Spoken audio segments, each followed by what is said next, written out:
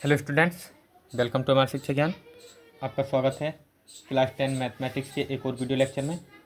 आज इस वीडियो में हम डिस्कस करने वाले हैं क्लास 10 मैथमेटिक्स के चैप्टर नंबर 2 को, जो कि है बहुपद। तो ये जो पुस्तक है आपके सामने, ये एनसीईआरटी की पुस्तक है।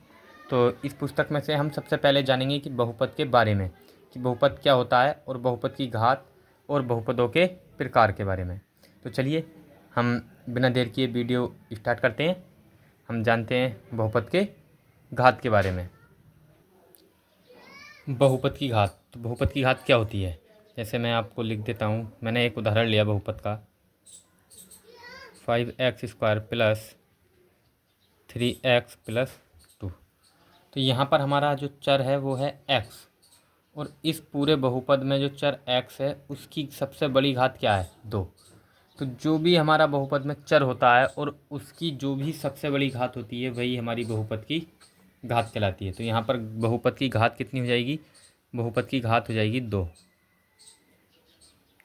तो यहाँ बहुपद की घात है 2। एक और उदाहरण लेते हैं। तो चलिए एक और उदाहरण के माध्यम से मैं आपको समझा देता हूँ। जैसे हमने लिया, हम दूसरा उदाहरण ले रहे हैं यहाँ। मान लीजिए हमने लिया 5y+3। तो यहाँ पर भी ये एक बहुपद है और यहाँ पर हमारा जो चर है अब है y, और इस बहुपद में इस चर की घात y की घात कितनी है, 1। तो यहाँ पर क्योंकि y के ऊपर कोई भी पावर नहीं है तो y की घात कुछ नहीं है, तो इसका मतलब जिस चर की घात कुछ नहीं हो उसकी घात हमेशा हम मानते हैं 1। तो यहाँ पर इसकी घात कितनी हो जाएगी, 1 हो जाएगी। तो बहुपद की घात क्या हो गई, 1। और एक और एग्जाम्पल ले लेते हैं। चलिए एक और एग्जाम्पल लेते हैं, तीसरा। जैसे हमने लिया, मान लीजिए हमने लिया 3x की घात 3 प्लस 4x-2। तो यहाँ पर जो हमारा चर है वो है x, और यहाँ पर x की सबसे बड़ी घात क्या है, यहाँ पर x की सबसे बड़ी घात है 3। तो इसमें जो बहुपद की घात होगी वो होगी 3।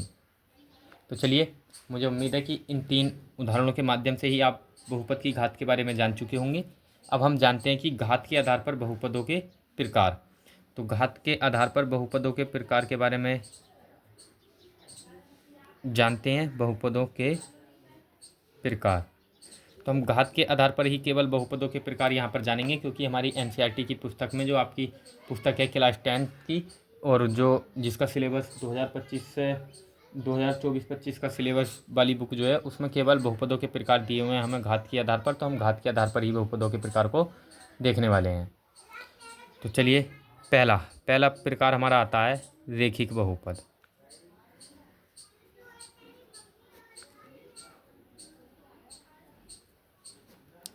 रेखिक बहुपद क्या होता है, ऐसा बहुपद जिसमें चर की घात क्या होती है, 1 होती है।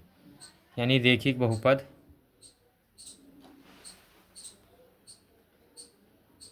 जिसकी घात क्या हो, 1 हो। तो जिसकी घात 1 होगी वो कौन सा बहुपद होगा, रेखिक बहुपद। उदाहरण ले लेते हैं रेखिक बहुपद के। जैसे हमने लिया, मान लो एग्जाम्पल 1, 3x+2। तो यहाँ पर जो हमारा चर है x, उसकी घात 1 है, या फिर बोल सकते हैं पूरे बहुपद की घात कितनी है, 1 है। तो इसलिए ये कौन सा बहुपद हो गया, रेखिक। और दूसरा उदाहरण जैसे हमने लिया 8x-5x+2। तो यहाँ पर भी ये जो बहुपद है, यहाँ पर भी जो हमारा चर है x, उसमें x की घात सबसे ज़्यादा जो है वो मैक्सिमम पावर कितनी है, 1 है। तो ये भी एक रेखिक बहुपद का ही उदाहरण है। एक और उदाहरण ले लेते हैं। जैसे हमने लिया 5/3y-4/3। तो यहाँ पर भी देखें तो हम यहाँ पर भी y की जो पावर है वो 1 है। तो ये भी एक रेखिक बहुपद है। तो रेखिक बहुपद को आप समझ चुके हैं। अब हम देखते हैं दूसरे प्रकार को, जो कि होता है द्विघात बहुपद। तो द्विघात बहुपद क्या होता है, जैसा कि आप देख पा रहे हैं कि इसके नाम में ही आप आ रहा है द्विघात बहुपद। तो ऐसा बहुपद जिसकी घात क्या होगी, 2 होगी, उसी को हम कहते हैं द्विघात बहुपद, क्योंकि इसके नाम में ही द्वि दिया हुआ है। द्वि मतलब 2। तो द्विघात बहुपद जिसकी घात 2 हो, जिसकी घात 2 हो, वो कौन सा बहुपद होगा, द्विघात बहुपद। इसके एग्जाम्पल ले लेते हैं, जैसे 5y² प्लस 3y प्लस 2। तो यहाँ पर इसकी घात कितनी है, 2 है, इसलिए ये द्विघात बहुपद है। और उदाहरण ले लेते हैं, जैसे हमने लिया x² प्लस 3x माइनस 2। तो यहाँ पर भी ये एक द्विघात बहुपद है, क्योंकि यहाँ पर चर जो है हमारा x², इसकी घात कितनी है, 2 है। एक और उदाहरण के माध्यम से समझा देते हैं हम आपको। जैसे हमने लिया 3/5 a² minus 4v plus 2y3। तो ये भी एक कैसा बहुपद है, ये द्विघात बहुपद है, क्योंकि यहाँ पर हमारा जो चर है a उसकी घात कितनी है, 2 है। तो ये भी एक द्विघात बहुपद हो जाएगा। तो चलिए, द्विघात बहुपद भी आप समझ चुके हैं। अब देखते हैं नेक्स्ट टाइप को, जो कि है त्रिघात बहुपद। तो त्रिघात बहुपद क्या होता है, तो इसमें क्या होगी, घात 3 होगी, क्योंकि त्रिघात बहुपद जिसकी घात 3 हो। त्रिघात बहुपद ऐसा बहुपद जिसकी घात क्या होगी, 3 होगी, उसी को हम बोलेंगे त्रिघात बहुपद।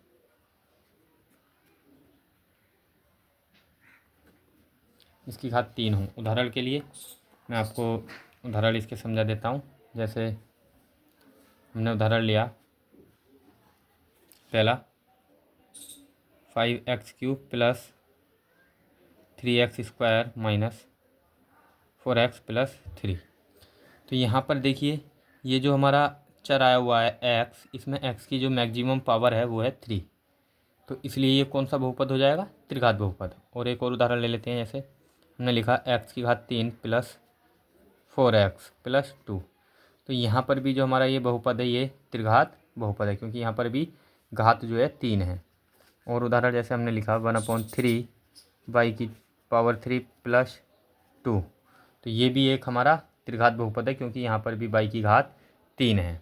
तो चलिए, मुझे उम्मीद है कि आप जो बहुपद के प्रकार थे उनके बारे में आप अच्छी तरह जान चुके होंगे।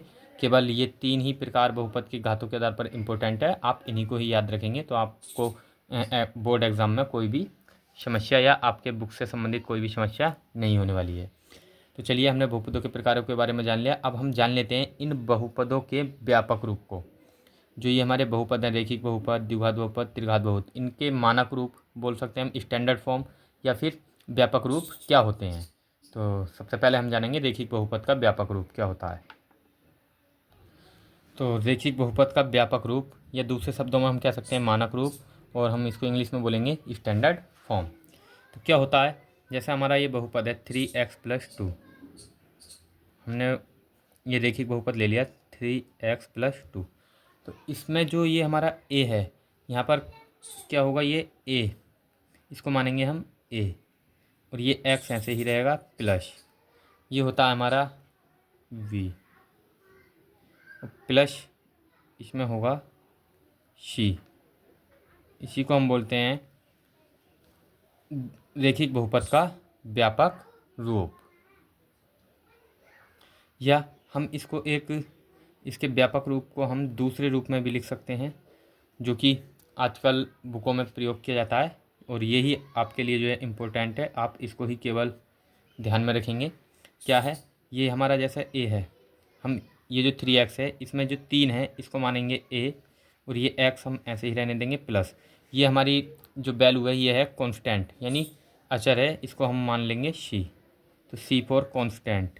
तो यानी जो हमारा व्यापक रूप हो जाएगा रेखिक बहुपद का, वो क्या होगा, ax प्लस c।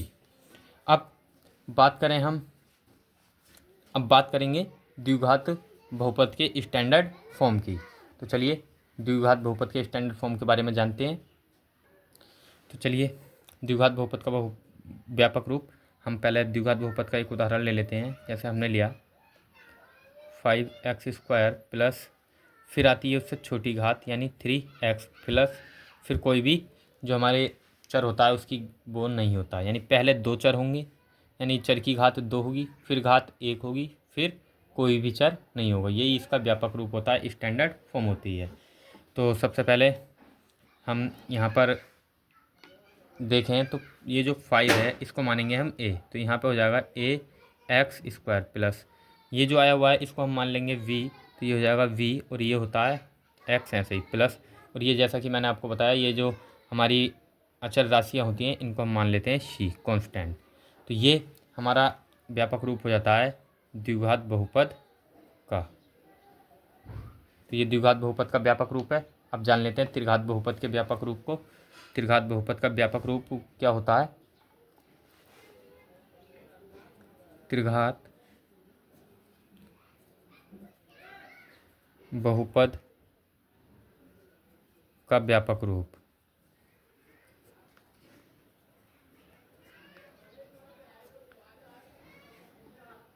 त्रिघात बहुपद में पहले त्रिघात बहुपद के एग्जाम्पल को हम लिखेंगे। त्रिघात बहुपद का एग्जाम्पल क्या होता है? 5x³ होगा, यानी घात 3 होगी, फिर 2 होगी, फिर उससे छोटी घात आएगी, फिर उस बिल्कुल भी कोई भी चर नहीं होगा। तो इस प्रकार से ये इस फॉर्म में होगा। त्रिघात बहुपद हमेशा इस फॉर्म में रहता है। अब इसको हम लिखेंगे, इसका जो व्यंजक होता है व्यापक रूप का वो क्या होता है? यहाँ पर ये a मानेंगे और ये x³ ऐसे ही, प्लस ये मानेंगे हम b और ये x² ऐसे ही, प्लस ये जो है हमारा ये अब यहाँ पर ये c होगा, ये c कांस्टेंट नहीं होगा अब यहाँ पर, और c x प्लस और ये जो हमारा 2 है ये अचर वैल्यू जो है इसको हम मानेंगे कांस्टेंट d। तो ये हमारा त्रिघात बहुपद का व्यापक रूप हो जाता है। तो मुझे उम्मीद है कि हमने जो रेखिक बहुपद था, द्विघात बहुपद था और त्रिघात बहुपद था, इनके तीनों के व्यापक रूप को बहुत ही अच्छी तरह से समझा दिया है आपको। अब हम आपको बताने जा रहे हैं कि शून्यक शून्यक क्या होता है, बहुपद का शून्यक। तो बहुपद का शून्यक जानने से पहले मैं आपको बता दूं कि जो शून्यक होता है यानी ये चर का मान होता है। जैसे हमारा यहाँ पर चर है ये x, इसका जो भी मान आएंगे, जितने भी मान होंगे वो ही हमारा क्या होगा? शून्यक कहलाएंगे। तो एक बात मैं बताना चाहता हूँ कि जैसे मान लो हमारा बहुपद रेखिक है तो उसमें जो हमारा शून्यक होंगे, शून्यकों की संख्या होगी वो 1 होगी। यानी रेखिक बहुपद में शून्यक कितने होंगे? 1 शून्यक। रेखिक बहुपद में हमेशा कितने शून्यक होंगे? 1 शून्यक। शून्यक बोल सकते हैं इसको या मूल बोल सकते हैं, दूसरे शब्दों में मूल। तो कितने मूल होंगे? 1। और द्विघात बहुपद में कितने शून्यक होंगे? द्विघात बहुपद में होंगे 2, क्योंकि 2 घात है तो बहुपद भी शून्यक कितने आएंगे? द्विघात बहुपद के 2 आएंगे, यानी 2 शून्यक। और त्रिघात बहुपद के शून्यक कितने होंगे? त्रिघात बहुपद के शून्यक होंगे 3। त्रिघात बहुपद, तो त्रिघात बहुपद के शून्यकों की संख्या अगर हम बात करें तो कितने शून्यक आएंगे? 3 शून्यक। तो जितनी घात होगी, बहुपद की जितनी घात होगी उतने ही शून्यक होते हैं। मैं ये आपको यही समझाना चाहता था। तो